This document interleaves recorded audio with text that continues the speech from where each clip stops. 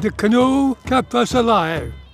They can go up the rapids or come down the rapids, come back with venison, berries, everything. They have larger canoes where they can spread it all around. The canoe was their true livelihood.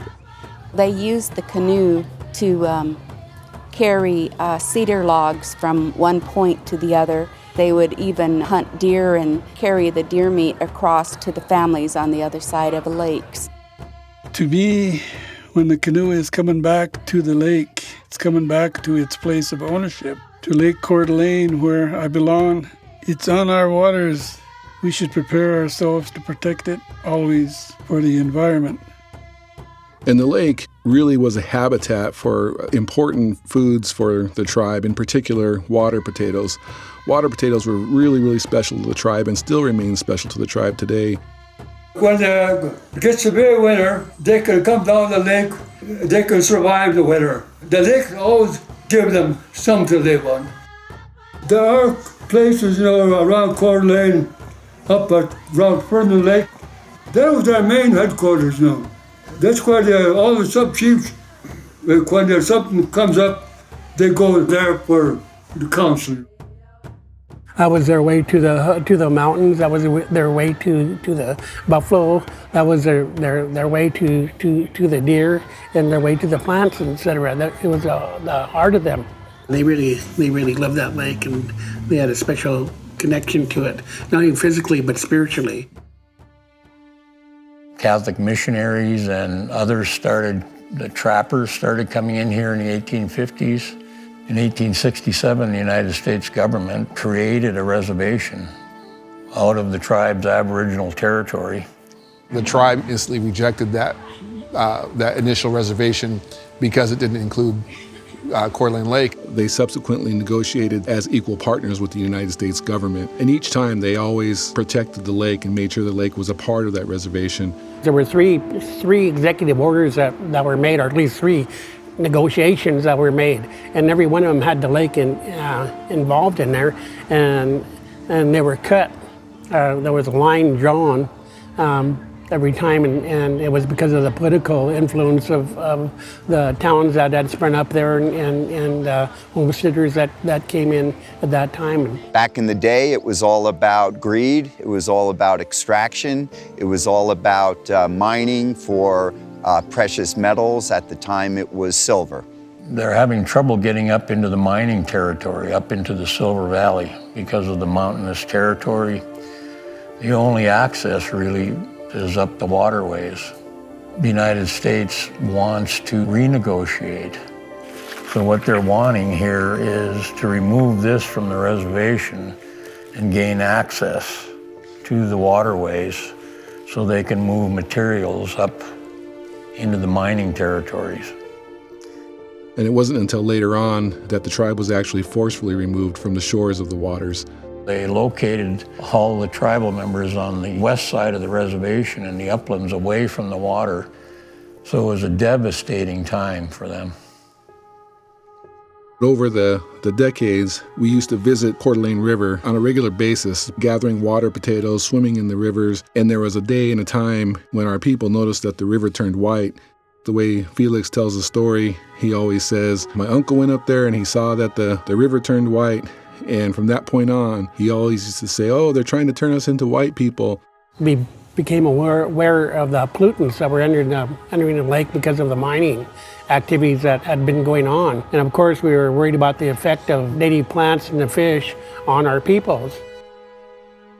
In walking around the marshes, they would hear the death cries of the wild animals and find the carcasses. And they concluded there was something wrong with the water. We didn't have any data or statistics to go on. All we had were the 5 senses.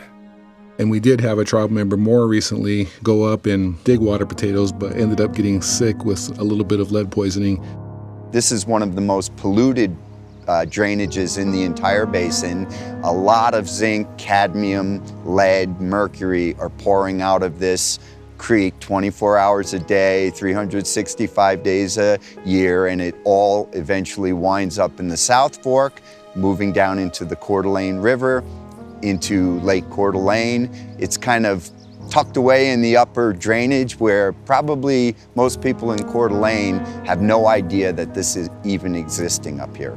I remember just herding to the core, going up and seeing the mining tailings piles and looking at what had happened. Anytime it's stirred up, it's going to be hard for our fish peoples, the animals that live around it, and the entire ecosystem in itself. Everything's connected, as we say, so it's all impacted.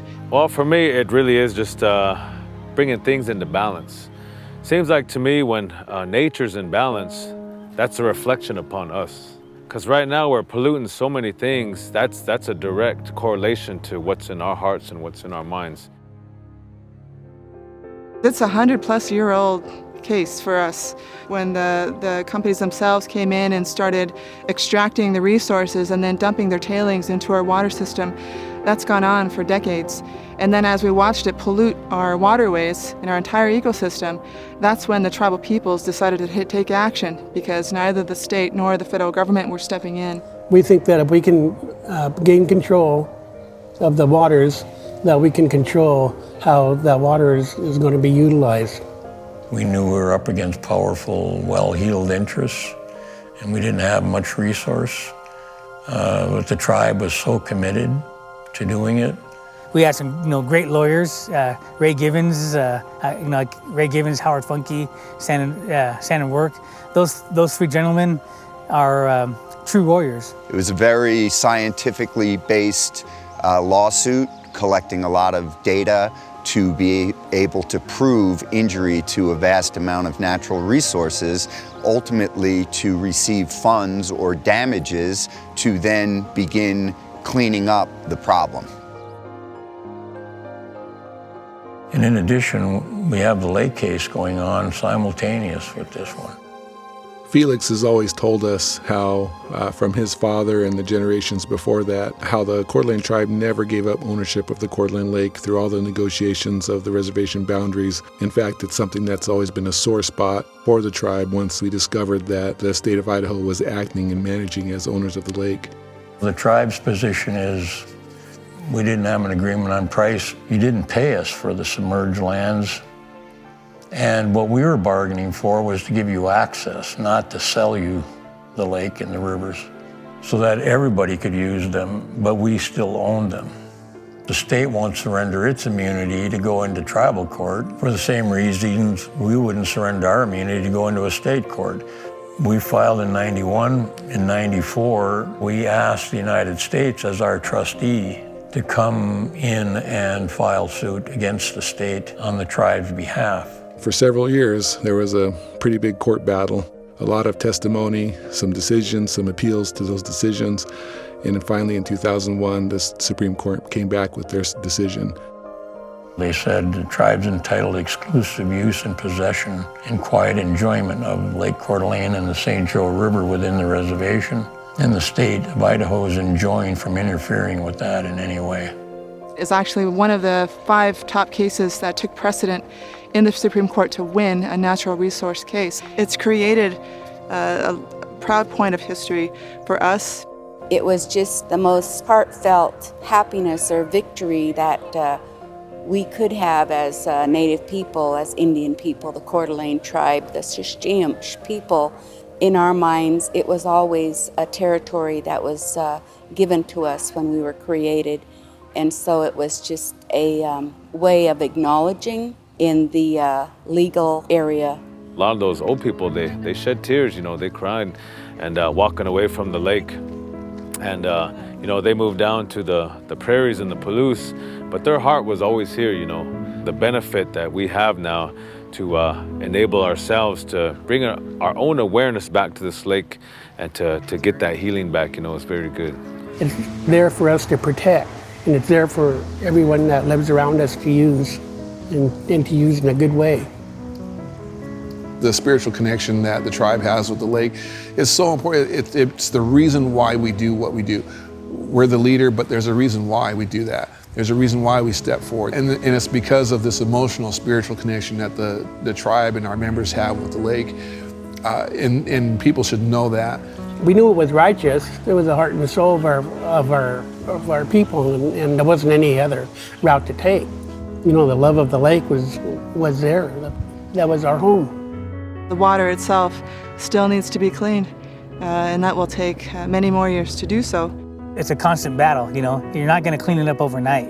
As Henry Sijon, one of the dear elders who's passed on, said, it took 100 years to pollute this basin.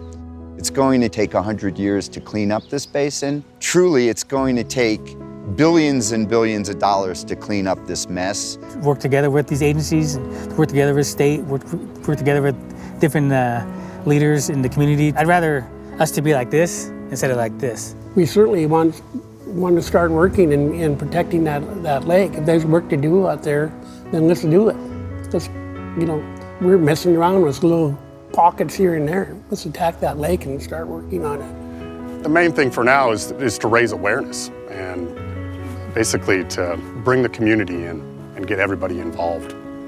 My brother Quan and I, we are just young warriors, young people who've been handed off those ambassadorship pieces, and so it's our responsibility now to be good stewards, and soon we'll be handing it off to our children. As you see here, we'll be handing that off to them, because as our grandfather Felix will remind us, that our greatest contract with anyone and anything in this world is with Mother Earth first and foremost. We're owning it so that we're making sure that it's taken care of, and not to be selfish either, but taking care of it for the benefit of all people, whether we're tribal members or non-tribal members. When we launched from Benoit Lake, there was an energy there. There was a certain energy there amongst the old folks, the leaders, the children, and we all gathered and we had our prayer, we had our blessing, and they launched off. And my son was in there and he launched off, and boy, you know, I told him over and over, I said, son, I was so proud of you going on that lake and doing that. And if you look down 20, 30, 40 years, that's going to be a historic moment. Yeah, to me, it's a spiritual healing. You know, we've gone through, again, so much with the boarding schools, with termination era relocating of our people into the broader community of the U.S. Now it's just time for us to get back to ourselves. And as Grandpa Felix would say, you know, connecting back to our land and reinvigorating that spiritual connection that we've always had. And for us as a people, it's a way to put ourselves back together and to realign with Mother Earth and be whole again. We were the ones that had to go out and find somebody who knew how to make a canoe, because we didn't have, we've lost that. We had lost that because they removed us from the lake. When we did the very first blessing down at Camp Larson, and our young people, they, you know, sang an honor song. And when that canoe touched the water, I felt our ancestors. I felt them welcoming us home. The canoe has come back to life. It's bringing us all back to life. We're here together. I always said, the eagle belongs up there. He knows what's going on all over. But the canoe, he's the boss of the lake. It feels like we've been lost for a long time as Indian people, and we're now finding the roots of our own people so that we can feel proud and feel that pride within us. Let's bring back some of these canoes that we utilize on this lake. Let's relearn how to be on the lake in a traditional way. Let's learn the language associated with being on the lake. Let's do that. And let's bring all our children. Let's create programs around it. Let's bring them down to the lake. Let's utilize it even more. And in that sense, you know, for me, when I come to the lake, it represents health. Our people, the Sistichum's people, we have the ability to once again stand proud of who we are. I think about my elders, what that lake meant to them. I'm part of it. Always been part of it.